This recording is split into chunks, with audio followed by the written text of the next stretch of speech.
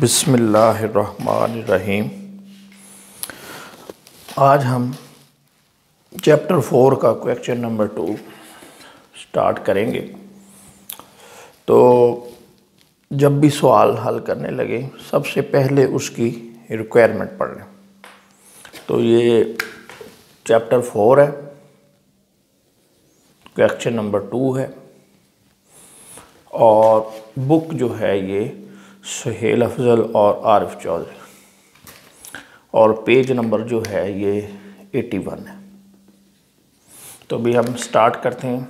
सबसे पहले आप उसी तरह अपनी नोटबुक पर 5 कॉलम बना लें। इसमें उन्होंने लिखा हुआ है generalized the following about transactions, generalized the about transaction. तो अभी हमने जर्नल बनाना है, डे बुक जिसको हम कहते हैं। तो स्टार्ट करते हैं। Mister Furqan on 1 August 2017 mister Furqan established a new business. The transactions for the month were as follow. अगस्त 1 से लेकर अगस्त 30 तक ये ट्रांजैक्शंस दी गई हैं और इसमें आपने इन ट्रांजैक्शन को रिकॉर्ड करना है, जर्नल एंट्री करनी। तो सबसे पहले मैं आपको समझाता जाऊंगा, आप इसी तरीके से ये कॉलम बना लें। इसमें ये ऊपर सबसे पहले नाम लिखें, इसके नीचे जो आपके सवाल की रिक्वायरमेंट है जर्नल, फिर ये 5 column date, particulars, ledger, folio, debit, credit. जो बुक है इसमें डिस्क्रिप्शन लिखा हुआ है, डिटेल्स, डेट, डिटेल्स, लेकिन आप वो भी लिख सकते हैं यहाँ पे डिटेल्स भी, और पर्टिकुलर्स नॉर्मली यूज़ किया जाता है आगे हायर क्लासेस में, तो आप ये भी लिख सकते हैं डेट, पर्टिकुलर्स। जी स्टार्ट करते हैं।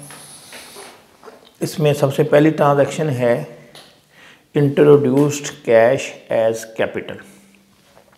मिस्टर फुरकान जो है इसने बिज़नेस स्टार्ट किया है, तो इसने ही पैसे दिए हैं 2,96,000। तो आप जानते हैं कि ओनर जो भी पैसा लगाता है, बिज़नेस को जो भी पैसा देता है, उसको हम लोन ही ट्रीट करते हैं बिज़नेस के एंगल से और उसको नाम देते हैं कैपिटल। हमने पढ़ा था कि बिज़नेस में दो कैटेगरी आती हैं कि एक तो ओनर पैसा देगा बिज़नेस को चलाने के लिए, और ओनर के अलावा दूसरे लोग भी बिज़नेस में पैसा लगा सकते हैं, कर्ज़ा दे सकते हैं, उधार चीज़ें दे सकते हैं, सामान जो है वो उधार सप्लाई कर सकते हैं। तो हम इसको 2 हिस्सों में डिवाइड करते हैं, एक ओनर्स और एक अदर दैन ओनर्स। ओनर जो देगा उसको हम कैपिटल कहते हैं और ओनर के अलावा जो भी देगा उसको हम लायबिलिटी ट्रीट करते हैं, और उस जिसने भी लोन दिया हो उसका नाम लिखते हैं। यहाँ पे नेम यूज़ किया जाएगा, जिसने भी बिज़नेस को लोन दिया, गुड्स या और कोई चीज़ जो है उधार सप्लाई की, इसमें नाम नहीं यूज़ होगा या इसमें कैपिटल का लफ्ज़ यूज़ किया जाएगा। This is the difference between these two. तो सबसे पहले है इंट्रोड्यूस्ड कैश एज कैपिटल। तो आप क्या करेंगे, इधर आप डेट लिखें अगस्त 1, इधर जो पर्टिकुलर्स का कॉलम है वहाँ पे आपने एंट्री करनी है। तो एंट्री क्या होगी, बिज़नेस में ये बिज़नेस है हमारा, इसमें क्या आया, कैश आया, आने वाली चीज़ डेबिट, तो हम लिखेंगे कैश अकाउंट डेबिट। अकाउंट का लफ्ज़ भी समझा चुका हूँ आपको कि खाता जो है, जो भी अकाउंट है वो डेबिट या क्रेडिट होता है, जो चीज़ है वो डेबिट या क्रेडिट नहीं होती। तो इसलिए आपने हर जो भी आइटम होगी उसके साथ ये अकाउंट ज़रूर लिखना है। तो आने वाली चीज़ डेबिट, ये तो हो गया। अब आपने पढ़ा है every debit has a credit, तो इसके पैरेलल क्रेडिट क्या होगा। तो हमने ये पहला रूल है, इसमें फर्स्ट रूल अप्लाई हुआ, आने वाली चीज़ डेबिट, जाने वाली क्रेडिट। अब क्रेडिट हमने करना है, तो ये पैसा जो है बिज़नेस को दिया है किसने, ओनर ने। तो हम क्या करेंगे, ओनर का नाम लिखेंगे, लेकिन नाम तो हमने लिखना ही नहीं है, कोई और देता तो हम उसका नाम देते, यानी अगर कोई ओनर के अलावा दे देता, मिस्टर ए दे देता, तो हम क्या करते, ए क्रेडिट कर देते अदर दैन ओनर। लेकिन ओनर जो भी देगा उसके लिए हम लफ्ज़ कैपिटल इस्तेमाल करेंगे। देने वाले का नाम क्रेडिट, लेने वाले का नाम डेबिट, देने वाले का नाम क्रेडिट। ये हमारा सेकंड रूल है। तो हम इधर लिख देंगे cash account debit, capital account credit. Debit पहले लिखते हैं और क्रेडिट थोड़ा सा आगे लिखते हैं, ये निशानी है। अगर मैं यहाँ ना भी लिखूँ, डेबिट या क्रेडिट यहाँ पे ना लिखूँ, ये चीज़ बता देगी, यानी जो पहले लिखी जाती है वो डेबिट लिखी जाती है और थोड़ा सा आगे करके जो लिखा जाता है वो क्रेडिट होता है। ठीक है, ये एंट्री आपकी कंप्लीट हो गई। इसमें फर्स्ट रूल अप्लाई हुआ, इसमें हमारा सेकंड रूल अप्लाई हो। ये रूल जो हैं ये मैं आपको पिछले लेक्चर में जो जिसमें रूल्स ऑफ डेबिट क्रेडिट है वहाँ पे दिए हैं। इसके जो इमेज है जिसमें ये तीनों रूल्स लिखे हैं ये हमारे कम्युनिटी टैब में भी पड़े हुए हैं। तो आप इधर लिख देंगे 296 डेबिट के कॉलम में और क्रेडिट के कॉलम में भी 296 और नरेशन देंगे कैश इंट्रोड्यूस्ड बाय ओनर। ये पहली ट्रांजैक्शन कंप्लीट होगी। ठीक है, हम आगे पढ़ते हैं। अगली एंट्री भी इसी तरह ही है, सेम है। इसमें ये भी आसान है। इसमें लिखा हुआ है बॉट फर्नीचर फॉर ₹60,000। बिजनेस में फर्नीचर ख़रीदा 60,000 रुपये का। कुछ नहीं लिखा, पार्टी का नाम भी नहीं है, ऑन अकाउंट भी नहीं है, ऑन क्रेडिट भी नहीं है।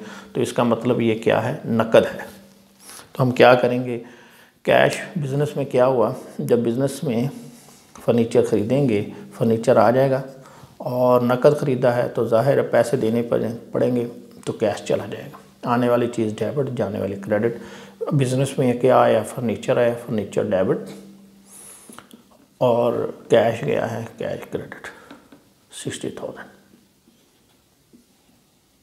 और नरेशन देंगे बॉट फर्नीचर। ये दूसरी ट्रांजैक्शन कंप्लीट होगी। तीसरी जो है वो भी इसी तरह ही है, मिलती जुलती सेम। कैश परचेजेस से मुराद क्या है, गुड्स।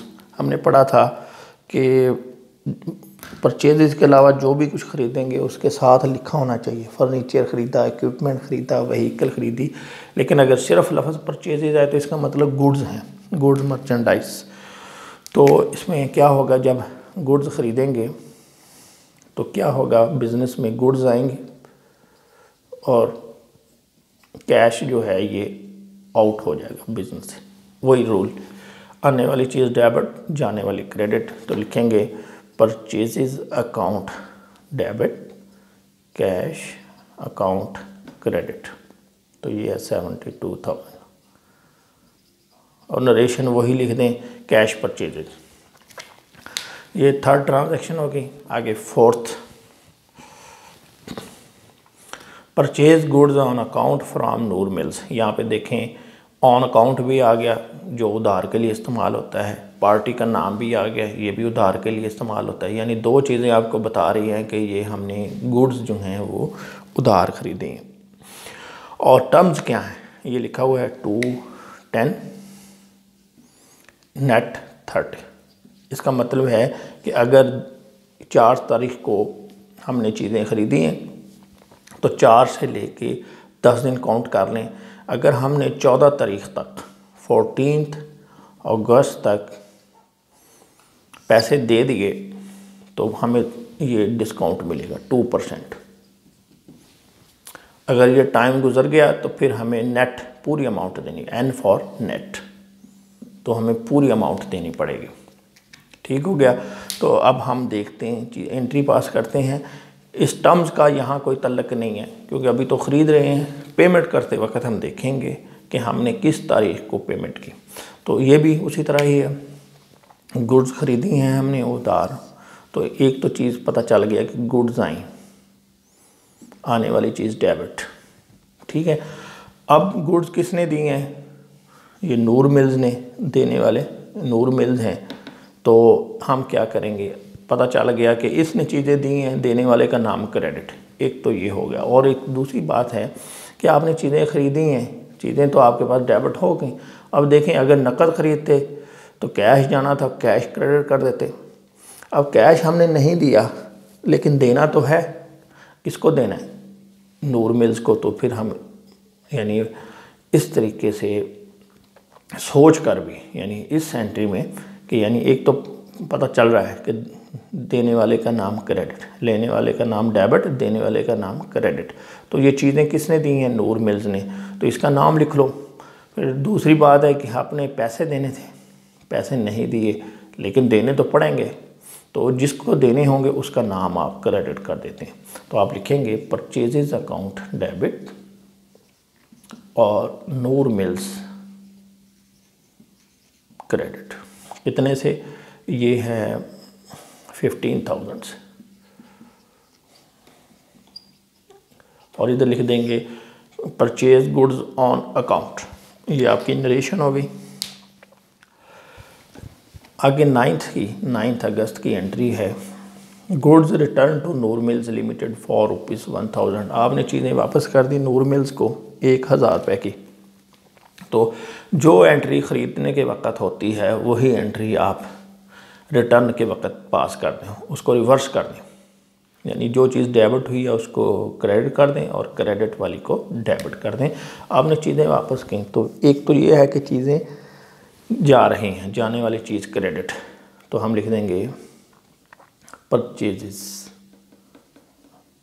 पहले तो उस एंट्री को देखें जो आपने पास की थी ख़रीदते वक्त, परचेजेज डेबिट, नूर मिल्स क्रेडिट। अब मैंने कहा कि इसको रिवर्स करना है आपने, तो रिवर्स कर दो। तो रिवर्स ऐसे होगी नूर मिल्स डेबिट और परचेजेस अकाउंट डेबिट। लेकिन फिर थोड़ा सा फ़र्क रखना है आपने कि ख़रीदी कितने की थी और वापस कितने की तो इसके लिए यहाँ पे एक लफ्ज़ ऐड किया जाता है परचेज रिटर्न। बस इतना फ़र्क है। एक तो ये आपको सिंपल सा तरीका याद रखने का कि जब चीज़ें ख़रीदेंगे तो जो काम होगा रिटर्न होते वक्त उसी को उल्टा दें। परचेज डेबिट हुई, परचेज क्रेडिट कर दें। नूर में क्रेडिट हुआ है, इसको डेबिट कर दें। एक तरीका ये आप समझ के करते हैं कि कौन कौन सा रूल अप्लाई हुआ है। हमने चीज़ें वापस की तो किसको की? नूर मिल्स को। नूर मिल्स क्या है? चीज़ें ले रहा है, लेने वाले का नाम डेबिट, सेकंड रूल। और दूसरा ये चीज़ें जा रही हैं, हमने चीज़ें दी, आउट हुई, जब वापस करेंगे तो हमारे बिजनेस से चली जाएंगी, तो जाने वाली चीज़ क्रेडिट। इसमें फर्स्ट रूल अप्लाई हुआ, इसमें सेकंड रूल अप्लाई हुआ। आगे है 12 अगस्त, कैश सेल्स फॉर ₹19,800। आपने चीज़ें बेची तो बेचने से क्या हुआ? ये कैश सेल है, नकद बिजनेस में कैश आया, आने वाली चीज़ डेबिट, ठीक है, और चीज़ें चली गई, ये क्रेडिट। अब देखें फ़र्क रखने के लिए, यानी चीज़ें आती हैं तो हम क्या करते हैं, उसको परचेजेज का नाम देते हैं, और जब बेचते हैं तो हम उसको सेल्स का नाम देते हैं। इसी तरह जब हम चीज़ें वापस करते हैं वो भी तो जा रही हैं ना। चीज़ें दो तरह की हैं हमारे बिज़नेस से, एक तो रिटर्न हुई वो, और एक जो हमने बेची। तो इन दोनों में फ़र्क रखने के लिए हम क्या करते हैं कि जब रिटर्न करेंगे तो उसके साथ हम लफ्ज़ लिखेंगे परचेज रिटर्न, और जब हम बेचेंगे तो हम सेल्स का लफ्ज़ इस्तेमाल करेंगे, परचेजेस का लफ्ज़ इस्तेमाल नहीं करेंगे। क्योंकि वैसे तो ये है कि जो चीज़ें खरीदी थी वही जा रही है ना, लेकिन फिर पता नहीं चलेगा कि हमारी सेल्स कितनी हुई। इस वजह से जब आपने चीज़ें बेचनी हैं तो आप लफ्ज़ सेल यूज़ करेंगे। तो एंट्री पास होगी cash account debit, sales account credit. Narration होगी कैश सेल्स। इन दोनों में पहला ही रूल अप्लाई हुआ, आने वाली चीज़ डेबिट, जाने वाली चीज़ क्रेडिट। आगे चलते हैं। Paid cash less discount to Noor Mills. आपने अदायगी कर दी, वही जब चीज़ें उधार खरीदी थी उस वक्त पैसे नहीं दिए, अब दे रहे हैं। अब हम दे रहे हैं 17 तारीख को, और उसने लिखा भी है। अब देखें, वैसे तो अगर ना लिखा होता तो हम टाइम काउंट कर लेते, ठीक है। तो लेकिन यहाँ पे उसने ख़ुद बता दिया कि भाई हमने आपको डिस्काउंट दे दिया, पेड कैश लेस डिस्काउंट, ये लिखा हुआ है। ठीक है, अगर ना लिखा होता तो फिर आप यहाँ से टाइम काउंट कर लेते, और अगर उस टाइम के अंदर पेमेंट हो गया तो डिस्काउंट निकाल देते, वरना नहीं।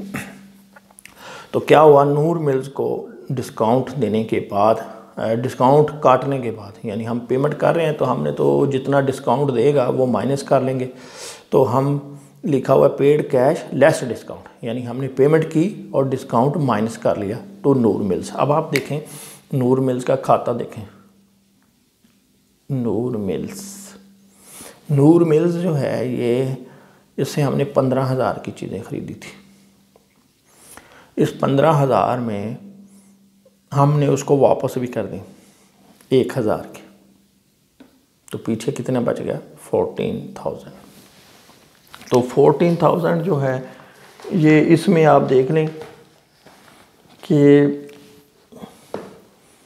डिस्काउंट जो है ये हमारा बनता है, इसकी कैलकुलेशन करते हैं हम। 14,000 जो है इसका आप लें 2%, तो ये 0 के 280 बनता है। ठीक है, अब आप क्या करें कि 280 माइनस कर लें। हमने उसको कितने पैसे देने हैं, 14,000 माइनस 280, ये है 13,720। ये नेट पेमेंट, यानी इतनी हमने पेमेंट करनी है। हमने उसको देने थे 14,000, लेकिन हमारा उससे एग्रीमेंट था कि अगर 210 यानी 10 दिन के अंदर पेमेंट कर दो तो आपको 2% डिस्काउंट दे जाएगा। अच्छा, इसमें एक चीज़ ये समझ लें, ये यहाँ से देखें दिन बनते हैं 4 तारीख को चीज़ें ख़रीदी, पेमेंट हो रही है 17 को, तो 10 दिन तो वो हो गए, लेकिन यहाँ फ़र्क आ रहा है 13 दिन का। तो नॉर्मली बिज़नेस में एक प्रैक्टिस ये भी है कि कुछ कर सकते हैं, कुछ नहीं कर सकते। हमारा तो सवाल के साथ कंसर्न है, इसमें लिखा हुआ है तो हम कर रहे हैं। तो कि 3 दिन जो है ना वो नॉर्मली अलाउ कर दिए जाते हैं ग्रेस डेज। अभी आगे जाके आप बिल ऑफ एक्सचेंज पढ़ेंगे तो वहाँ पे भी ये ग्रेस डेज आएंगे। तो वो इसलिए होते हैं कि जिस दिन पेमेंट करनी है तो आगे कोई छुट्टी आ गई, तो इस वजह से नॉर्मली ये जो है ना ग्रेस डेज दे दिए जाते हैं। तो यहाँ 4 को ख़रीदा है, 17 को पेमेंट हो रही है, लेकिन फिर भी डिस्काउंट दे दिया गया। इसका मतलब उन्होंने 3 दिन इसको ग्रेस डेज भी दिए थे। अब हमने पेमेंट किया तो क्या होगा, एक तो बिज़नेस से कैश आउट, ठीक है, और दूसरा और रिसीवर कौन है, किसको दे रहे हैं, यानी ये तो क्रेडिट हो जाएगा। और डेबिट क्या होगा, लेने वाले का नाम, तो वो पार्टी का नाम आ जाएगा। तो अभी हम एंट्री पास करते हैं।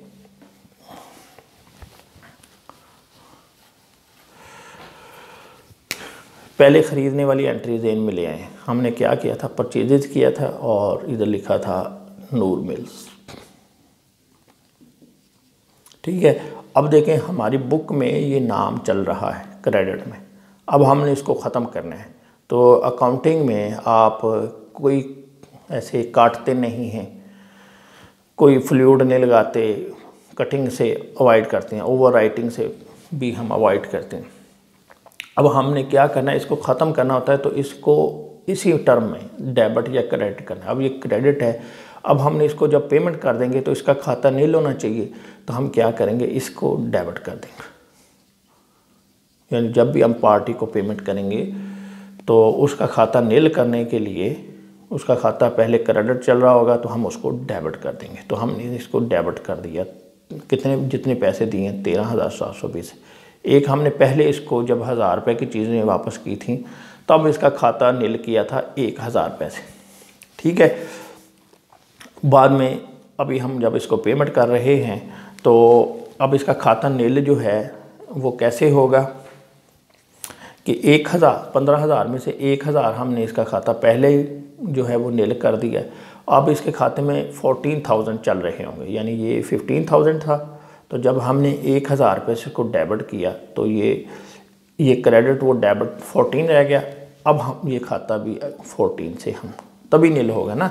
अभी हमने उससे एग्री किया, उसने हमसे एग्री किया कि भाई तुम मुझे 2% लेस दे दो, तो अब हम जब दे देंगे तो खाता तो नील हो जाएगा। तो ये 14 से फुल अमाउंट से होगा। अब हम उसको पैसे कितने दे रहे हैं, ये दे रहे हैं 13,720, यानी ये पैसे इतने जा रहे हैं, जाने वाली चीज़ क्रेडिट और लेने जो ले रहा है रिसीवर विल बी डेबिटेड। इसमें फर्स्ट रूल अप्लाई हुआ, इसमें सेकंड रूल अप्लाई हुआ। अब ये बराबर नहीं हो रहा। क्यों नहीं बराबर हो रहा? वो इस वजह से बराबर नहीं हो रहा कि 280 जो है उसने हमें छोड़ दिए थे। तो अब ये हमारी बचत है, इनकम है। तो इनकम आपने पढ़ा था, एक्सपेंसेस डेबिट होते हैं, इनकम क्रेडिट होती है। तो आप इधर लिख लेंगे डिस्काउंट, और अब ये खाता आपका बराबर हो जाएगा। इधर आप लिख देंगे payment made to Noor Mills after availing discount. ये एंट्री कंप्लीट होगी। आगे चलते हैं 20th की, sold goods to Mubeen and company.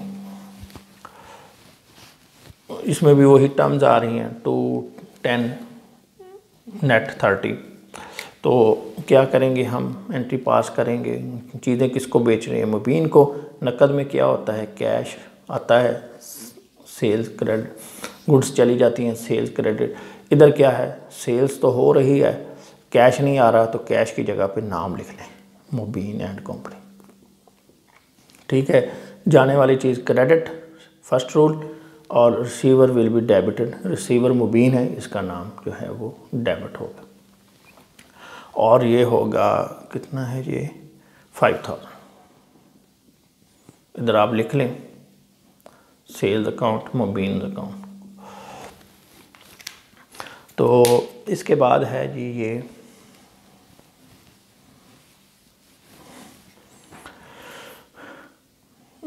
ये हो गया। आगे 22nd की एंट्री है, lost by accident while goods were in transit. रास्ते में चीज़ें हमने मंगवाई, तो क्या हुआ, या हमने चीज़ें भेजी तो वो नुकसान हो गया, एक्सीडेंट हो गया, तो वो चीज़ें ज़ाया हो गई। ठीक है, और वो हमारा नुकसान है, हमारी चीज़ें थी। तो जो लॉस होता है, एक्सपेंस होता है, लॉस होता है, वो डेबिट होते हैं। तो हम इधर लिखेंगे लॉस। अब लॉस के साथ लिखना ज़रूरी होता है कि ये लॉस किस वजह से हुआ, ताकि हम इसको आगे फ्यूचर में कंट्रोल कर सकें। तो हम इधर लिख देंगे loss in transit, loss in transit. इसी तरह अगर आग लग जाए तो हम लिखेंगे लॉस बाय फायर। इसी तरह चोरी हो जाए हम लिखेंगे लॉस बाय थेफ्ट। और कोई वजह हो जाए तो हम लॉस का जो है वो नाम लिख दें। अब ख़र्चे जो हैं जितने भी, ये हमारा थर्ड रूल है कि एक्सपेंसेस डेबिट होते हैं, नुकसान जो हैं वो भी डेबिट होते हैं, इनकम क्रेडिट होती है, प्रॉफिट क्रेडिट होता है। तो ये तो डेबिट हो गया, कितने का नुकसान हुआ, 350 का। अब क्या हुआ कि ये जो है चीज़ों का नुकसान हुआ है। ठीक है, तो जो चीज़ जो है, जिस चीज़ का नुकसान हो, कैश का नुकसान हो, कैश क्रेडिट हो जाएगा। गाड़ी का नुकसान हो, गाड़ी लिख देंगे। यहाँ पे चीज़ें हैं तो चीज़ों के लिए हमने लफ्ज़ रखा हुआ है परचेजेस, गुड्स के लिए। तो हम इधर लिख देंगे परचेजेस, परचेजेस अकाउंट। और इसकी नरेशन लिख दें loss by accident while goods were in transit. सब ये लिख दें loss of goods in transit, loss of goods in transit. बस ये मुख्तसर करें, नरेशन लिखनी ज़रूरी है, मुख्तसर लिखें, इससे कोई फ़र्क नहीं पड़ता, क्योंकि ज़्यादा जो चीज़ें हैं वो यहाँ से क्लियर हो जाती हैं एंट्री की मदद से। यहाँ पे एक चीज़ आपको मैं क्लियर करता चलूँ कि जो है परचेजेज हमेशा डेबिट होती है। परचेजेज जो हैं, गुड्स जो हैं, ये हमेशा डेबिट होती हैं। लेकिन चंद सूरतें हैं जिनमें ये परचेजेज क्रेडिट होते हैं। जब आप गुड्स जो हैं गिफ्ट कर देंगे तो आप लिखेंगे gift to customer debit purchase is credit. आप जो सैंपल दे देंगे तो आप लिख देंगे free sample debit purchase is credit. चीज़ों का नुकसान हो गया, जैसे इस केस में loss debit, loss in transit या लॉस ऑफ गुड्स डेबिट और परचेज इज क्रेडिट। इसी तरह आपने डोनेशन दे दिया है, ये गुड्स दे दी किसी इदारे को फ्री में, तो आप लिखेंगे donation debit purchase is credit. इन सूरतों में जो है ना परचेज इज क्रेडिट होती है, वरना हमेशा ये डेबिट ही होगी। अगली एंट्री है goods return by, goods return by Mubeen and company. इसमें भी उसी तरह ही करेंगे कि गुड्स जो चीज़ें आपने बेचते वक्त की हैं, जो एंट्री आपने गुड्स सेल करते वक्त की है, क्या की थी, मुबीन डेबिट किया था, सेल्स क्रेडिट किया था। अब इसको सेल्स को डेबिट कर दें, मुबीन को क्रेडिट कर दें। फ़र्क सिर्फ यहाँ पे है कि आपने इधर लफ्ज़ रिटर्न करना है, यानी जो एंट्री सेल के वक्त होगी रिटर्न के वक्त एग्जैक्ट अपोजिट होगी और लफ्ज़ रिटर्न ऐड हो जाएगा। तो इसमें क्या होगा, वही जो पहला रूल है, आने वाली चीज़ डेबिट, जाने वाली क्रेडिट। ठीक है, तो ये गुड्स हमारे पास वापस आ गई हैं, ये आ रही हैं, तो इस वजह से हमने इसको डेबिट कर दिया।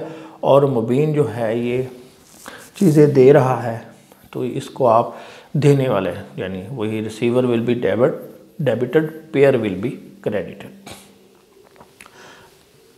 इसके बाद paid tuition fees of owners children, जो ओनर है उसके बच्चों की फ़ीस दी। अब देखें ये है सोल प्रोप्राइटरशिप। एक आदमी है मिस्टर फुरकान, ये कारोबार कर रहा है। अब इसने अपने घर के खर्चे भी तो बिज़नेस से ही चलाने हैं ना, लेकिन हमने बिज़नेस के एंगल से उसका जो अकाउंट है उसको सेपरेट रखना है।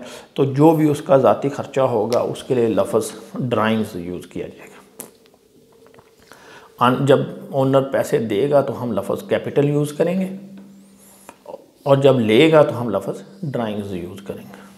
तो हमने उसके बच्चों की फ़ीसें दी हैं 400, तो हम लिखेंगे ड्राइंग्स डेबिट। इसके बाद उसने क्या किया, goods given as charity on his behalf. ठीक है, ये उसके बिहाफ पे जो है ना ये चैरिटी हमने दी है, यानी ये बिज़नेस का ख़र्चा नहीं है, ये उसका ज़ाती ख़र्चा है। उसने कहा था कि मेरी तरफ से ये जो है ना खराब दे दो, तो ये भी ड्राइंग ही समझा जाएगा। तो ड्राइंग्स में कितना हो गया, 400 प्लस 200, 600 से ये डेबिट हो जाएगा। और इधर जो है ना जो ट्यूशन फ़ी है ये कैश की सूरत में दी है, तो ये होगा 400 और 200 जो है ना गुड्स दी हैं। तो अभी हमने पढ़ा था कि जब गुड्स दी जाएं तो फिर हम परचेजेस का अकाउंट यूज़ करेंगे। और इस सूरत में अभी जो मैं आपको पहले बता चुका हूँ कि इन सूरतों में यानी जो है गुड्स क्रेडिट होती है, तो ये खरात भी दी जा रही है, तो हमने लेकिन ये खरात उसकी ज़ाती अकाउंट से दी जा रही है, तो यहाँ पे ड्राइंग हुआ, वरना अगर बिज़नेस का ख़र्चा होता तो यहाँ पे आ जाना था ये चैरिटी डेबिट परचेज क्रेडिट। ये एंट्री कंप्लीट हो गई। आगे 25 है, इसमें लिखा हुआ है received cash less discount from Mubeen and company in full settlement of account. तो हम क्या करेंगे, उसी तरह ही जैसे पहले हमने ऊपर देखा था नूर मिल्स वाला, पहले हम देखेंगे कि हमने चीज़ें कितनी बेची, उसको 5000 की। ठीक है, और इसमें वो हमें ख़ुद कह रहा है कि हमने डिस्काउंट जो है हमने देना है। रिसीव्ड कैश, जब आप कैश लेंगे तो ज़ाहिर आप छोड़ेंगे, उसमें अगली पार्टी छोड़ रही है और काट के डिस्काउंट बाकी पैसे हमें दे रही है। तो 5000 है और इसमें से 250 की गुड्स जो हैं वापस हो गई थी रिटर्न, तो पीछे बच गया 4750। अब इसका कितने फ़ीसद था वो हमारा, इसमें भी 210 था, तो अब इसका 4750 का 2% ले लें। ये 95 रुपीज़ बनते हैं, तो हम क्या करेंगे 95 इसमें से माइनस कर देंगे, तो ये आ जाएगा 4655 आ गया।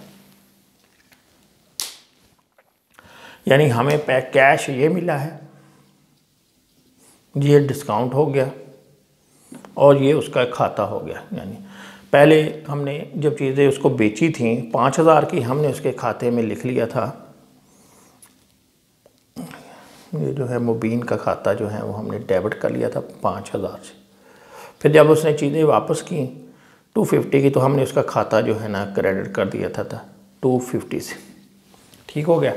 अब आप देखें कि इसमें से ये माइनस करें तो उसका खाता जो है वो अभी हमारे जो बुक्स है उसमें 4750 से डेबिट चल रहा है। अब उसको हमने ख़त्म करना है तो हम क्या करेंगे, उसके खाते को नील कर देंगे मुबीन एंड कंपनी को 4750 से।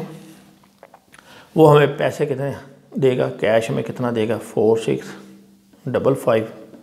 अब देखें ये दोनों बराबर नहीं हो रहे, ये तो इस वजह से डेबिट हुआ, आने वाली चीज़ डेबिट कैश है।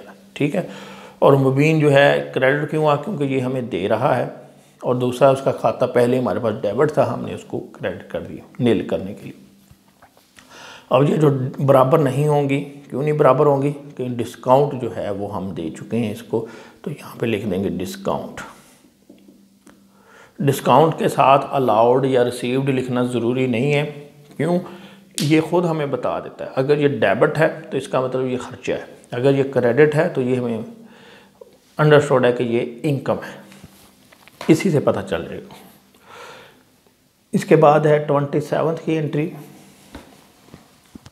इसमें सोल्ड फर्नीचर फॉर ₹6,000। हमने फर्नीचर बेचा, कुछ नहीं लिखा ऑन अकाउंट ऑन क्रेडिट वगैरह, तो क्या होगा, हमारे पास कैश आ जाएगा। फर्नीचर बेचेंगे, बिज़नेस में कैश आ गया और फर्नीचर चला गया, आने वाली चीज़ डेबिट, जाने वाली क्रेडिट। तो देखें, गुड्स के अलावा जो कुछ भी ख़रीदेंगे उसका नाम आएगा, गुड्स के अलावा जो कुछ भी बेचेंगे उसका नाम आएगा।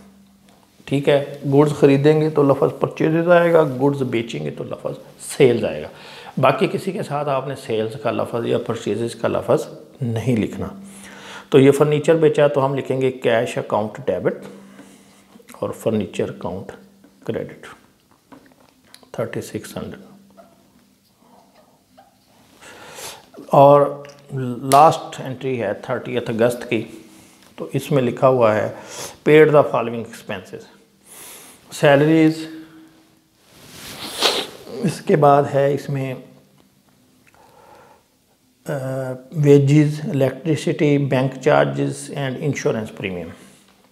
तो ये सारे खर्चे जो हैं ये आपने जो पे किए हैं, इसमें बैंक का तस्करा नहीं है, लेकिन इसमें एक एंट्री आ रही है बैंक चार्जेस। बैंक चार्जेस अमूमन क्या होता है कि आपका जो खाता है उसमें से बैंक काट लेता है। ठीक है। तो जो बाकी एक्सपेंसेस हैं उनको आप कैश समझें, और बैंक चार्जेस जो हैं ये आपके बैंक अकाउंट में से ही कट जाएंगे। तो एंट्री आप पास करेंगे, जितने भी खर्चे हैं खर्चे डेबिट होते हैं। सैलरी ये एक्सपेंस है, वेजेस एक्सपेंस है, सैलरीज अकाउंट, वेजेस अकाउंट। इसी तरह इलेक्ट्रिसिटी जो है ये आपका ख़र्चा है 220, ये भी डेबिट। तमाम खर्चे जो ना एक्सपेंस के हवाले से आप ब्लाइंडली इनको डेबिट करना। इंश्योरेंस प्रीमियम 660, और इसके साथ ही आप कंपाउंड एंट्री भी पास कर सकते हैं। ये कंपाउंड एंट्री है, यानी ये जो बैंक चार्ज है उसकी एंट्री भी इसके साथ ही आप पास कर सकते हैं। Bank charges account 280। ठीक है। अब ये जो खर्चे हैं पहले 4, इसमें नहीं लिखा हुआ, आप इसको कैश ट्रीट कर सकते हैं या इन सबको भी कैश ट्रीट कर सकते हैं। लेकिन नॉर्मली ये होता है कि ये जो बैंक चार्जेस हैं ये बैंक अपने अलग से काट लेता है आपके अकाउंट में से। तो आपने क्या करना है, इन सबको जमा कर लें। ये है 4000, 2000, 6000, और ये हो गया 220 और 660। तो 4000, 2000 प्लस 220 प्लस 660, तो ये आ गया 6800। ये हो गया कैश, और जो बाकी जो हैं इनको आप बैंक ट्रीट कर सकते हैं 280। लेकिन ज़रूरी नहीं है क्योंकि इसमें कोई इंस्ट्रक्शन नहीं दी हुई इस ट्रांजैक्शन में, इसमें सिर्फ ये दिखा है पेड। तो या तो आप ऐसा करें कि इस सब को जो है ना, यहाँ पे बैंक चार्जेस का लफ्ज़ आ रहा है तो आप इन सब को बैंक समझ लें कि ये ऐसे हुआ कि बैंक से आपने ये सारी चीज़ें पे की। तो आप यहाँ पे एक ही एंट्री पास कर दें इकट्ठी सबको जमा करके 6880 प्लस 280, तो ये आ जाएगा 7160। यानी ये आप बजाय अलग अलग करने के एक ही एंट्री पास कर दें, या इनको सबको कैश समझ लें या इन सबको आप बैंक समझ लें। इस तरह बाइफर्केशन करना ज़रूरी नहीं है। आप लिख भी सकते हैं कि जी I have assumed that all payments have been made out of bank, या all payments have been made in cash. ठीक है जी, ये तमाम ट्रांजैक्शन कंप्लीट होगी। उम्मीद है आपको ये समझ आ गए होंगे सारी चीज़ें। अगर कोई एंट्री आपको नहीं समझ आई तो आप कमेंट्स के ज़रिए भी पूछ सकते हैं। Thank you very much.